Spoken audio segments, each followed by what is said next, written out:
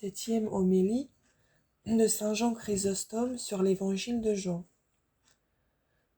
Celui-là était la vraie lumière qui illumine tout homme venant en ce monde. Verset 9 du chapitre 1.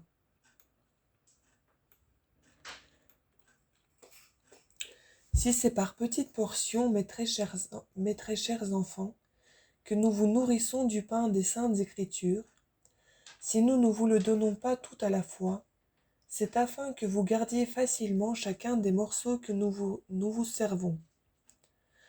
Celui qui, construisant un édifice, met et entasse les pierres les unes sur les autres, avant que les premières qu'il a posées soient jointes et liées ensemble, ne bâtit pas solidement, et les murs qu'il élève tomberont bientôt en ruine. Celui au contraire qui attend que la chaux ait lié et consolidé les pierres, pour en joindre d'autres peu à peu, bâtit une maison stable, solide et qui dure longtemps. Nous imitons ces excellents architectes et bâtissons de la même manière l'édifice du salut de vos âmes. Autrement, nous craindrions que les dernières instructions n'effaçassent entièrement les premières de votre mémoire, puisque l'esprit ne peut tout à la fois tout comprendre et tout retenir. Que vient-on donc de vous lire aujourd'hui? Ces paroles. Celui-là était la lumière qui illumine tout homme venant en ce monde. L'évangéliste qui, parlant ci-dessus de Jean, disait qu'il était venu pour rendre témoignage de la lumière, et qu'il était maintenant envoyé pour remplir ce ministère, élève tout à coup nos esprits, et nous fait monter jusqu'à cette existence qui ne connaît point de commencement, et qui n'aura point de fin, de peur que ce qu'il avait dit de Jean, et que le subit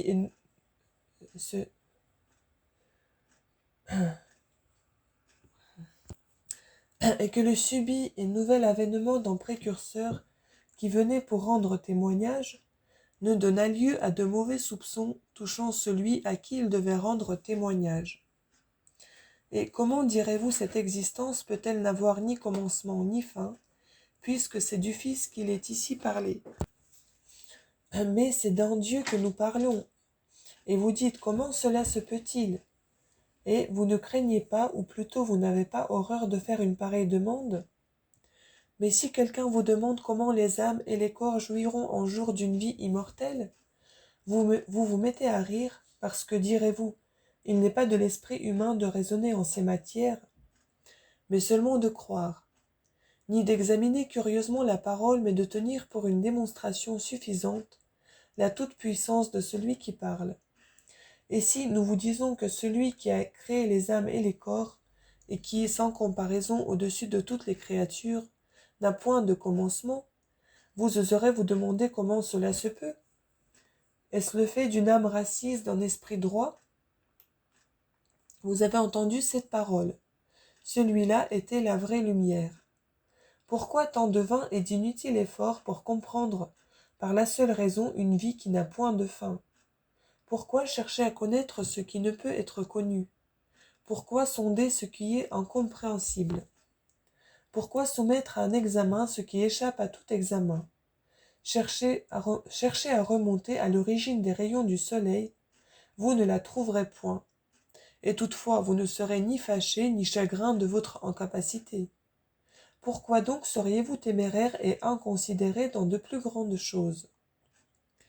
Jean, cet enfant du tonnerre, ce héros spirituel, au moment où l'Esprit Saint lui a fait entendre cette parole, il était, sais-tu, et n'a point cherché à approfondir davantage.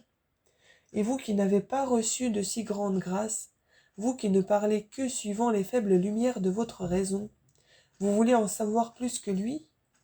Voilà pourquoi vous n'atteindrez jamais degré même de connaissance où il est parvenu. C'est ainsi que procède le diable.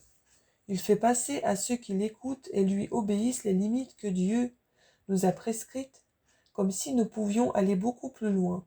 Mais après nous avoir fait pendre la grâce du Seigneur par les appâts de cette belle espérance, non seulement il ne fait rien de plus pour nous, car comment le ferait-il puisqu'il est le diable?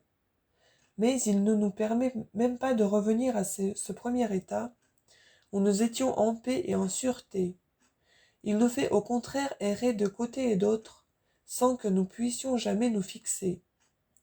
C'est ainsi qu'il a chassé notre premier père du paradis. Il enfla son cœur de l'espérance d'une plus grande science et de plus grands honneurs, et lui fit perdre ainsi ceux dont il jouissait paisiblement. Non seulement Adam ne devint pas semblable à Dieu, comme il le lui faisait espérer, mais il le soumit au tyrannique empire de la mort. Non seulement Adam n'apprit rien pour avoir mangé du fruit de l'arbre défendu, mais encore il ne perdit pas peu de cette science qu'il avait, pour en avoir espéré une plus grande. Car dans ce moment il commença à rougir de sa nudité, honte à laquelle il avait été supérieur jusqu'à sa faute. Donc la connaissance de sa nudité, le besoin où il fut désormais de se vêtir, ses malheurs et plusieurs autres furent une conséquence de sa curiosité. Mais de peur qu'il ne nous en arrive autant, mes frères, soyons obéissants à Dieu, et gardons ses commandements. Ne cherchons pas curieusement à approfondir davantage, pour ne pas perdre comme eux les grâces que nous avons reçues. Les hérétiques voulant chercher un commencement dans cette vie qui n'a point de commencement, ont perdu avec cette connaissance qu'ils n'auront jamais, celle qu'ils auraient pu acquérir. En effet, ils n'ont point trouvé ce qu'ils cherchaient, car ils ne le pouvaient pas, et ils ont perdu la vraie foi au Fils unique. Pour nous, ne sortons point des anciennes bornes que nos pères ont posées, et soyons soumis en tout aux lois que l'Esprit Saint nous a tracées. Lorsque nous entendons il était à la vraie lumière, ne cherchons rien de plus, nous ne pouvons en savoir davantage ni atteindre plus haut. Si Dieu avait engendré son Fils comme les hommes engendrent, il y aurait nécessairement quelque espace de temps entre celui qui engendre et celui qui est engendré. Mais puisqu'il a engendré d'une manière ineffable, propre et convenable à un Dieu, cessons de nous servir de ces expressions, avant et après, car ce sont là des noms qui appartiennent au temps. Mais le Fils est le Créateur même de tous les siècles. Il n'est donc pas son Père, direz-vous, mais son frère. Où est-elle, je vous prie, cette nécessité? Si nous disions que le Père et le Fils sont sortis de différentes racines, ou ne sont pas de même substance, vous pourriez avoir raison de parler de la sorte. Mais si nous sommes bien éloignés de cette impiété, si nous disons que le Père est sans commencement et n'a point été engendré, et que le Fils est véritablement sans commencement, mais qu'il est engendré du Père, en quoi cette idée conduit-elle nécessairement au langage impie que vous tenez? Car le Fils est la splendeur. Or la splendeur est comprise et renfermée dans la même nature dont elle est la splendeur. C'est pour cette raison que saint Paul, afin que vous n'alliez pas vous figurer qu'il y a un milieu entre le Père et le Fils, l'a ainsi appelé. C'est là en effet ce qu'exprime le nom de splendeur. L'apôtre, après cet exemple, redresse les pensées absurdes qui pouvaient naître de là dans l'esprit des insensés. Que son nom de splendeur, dit-il, que vous venez d'entendre, ne vous donne pas lieu de croire que le Fils n'est pas sa propre hypostase. C'est là un sentiment impie, une folie qu'il faut laisser aux Sabéliens et aux Marcelliens. Mais nous sommes bien éloignés de cette doctrine. Nous enseignons que le Fils existe dans sa propre hypostase. Voilà pourquoi saint Paul, au nom de splendeur, joint celui de caractère de sa substance. Épître aux Hébreux, chapitre 1, verset 3. Par où il marque qu'il a sa propre hypostase et montre que sa substance est la même que celle dont il est le caractère. Un nom seul, comme je l'ai déjà dit, n'est pas suffisant pour apprendre aux hommes ce qu'ils doivent croire au sujet de Dieu. Il faut se tenir pour content, si après en avoir joint plusieurs ensemble, on sait tirer ensuite de chacun ce qui convient véritablement à la divinité. C'est de cette manière que nous pourrons dignement glorifier Dieu. Je dis dignement, c'est-à-dire autant qu'il est en nous et que nous en sommes capables. Que s'il est quelqu'un qui ose croire qu'il peut dignement parler de Dieu et assurer qu'il le connaît comme on se connaît soi-même, personne assurément ne le connaît moins. Instruit de ces vérités, Soyons soigneux de bien retenir ce que nous ont appris du Verbe, ceux qui, dès le commencement, l'ont vu de leurs propres yeux, et en ont été les ministres, et n'ayons pas la curiosité de chercher à en savoir davantage. Cette maladie cause deux grands maux dans celui qui en est infect, un, qu'il se tourmente vainement à chercher ce qu'il ne peut trouver. L'autre, qu'il hérite la colère de Dieu en s'efforçant de renverser les bornes qu'il a mises lui-même. Mais jusqu'à quel point cela excite sa colère, c'est ce qu'il n'est pas nécessaire de vous dire, puisque vous le savez tous. C'est pourquoi rejetons et fuyons la témérité et l'arrogance des hérétiques. Écoutons la parole de Dieu avec crainte et avec tremblement, afin qu'il nous protège incessamment, car il dit « Sur qui jetterai-je les yeux, sinon sur celui qui est doux et humble et paisible, et qui écoute mes paroles avec tremblement ?» Psaume 116, verset 2. Rejetons donc cette vaine curiosité, brisons nos cœurs, pleurons nos péchés, ainsi que Jésus-Christ nous le commande. Soyons touchés de componction au souvenir de nos crimes, et repassons exactement dans notre esprit toutes les fautes que nous avons commises jusqu'à présent. Appliquons tous nos soins et toutes nos forces à nous en laver entièrement, car Dieu nous a donné pour cela bien des voies et des moyens. Déclarez le premier, nous dit-il, vos iniquités, afin que vous soyez justifiés. Le livre d'Isaïe, chapitre 43, verset 26.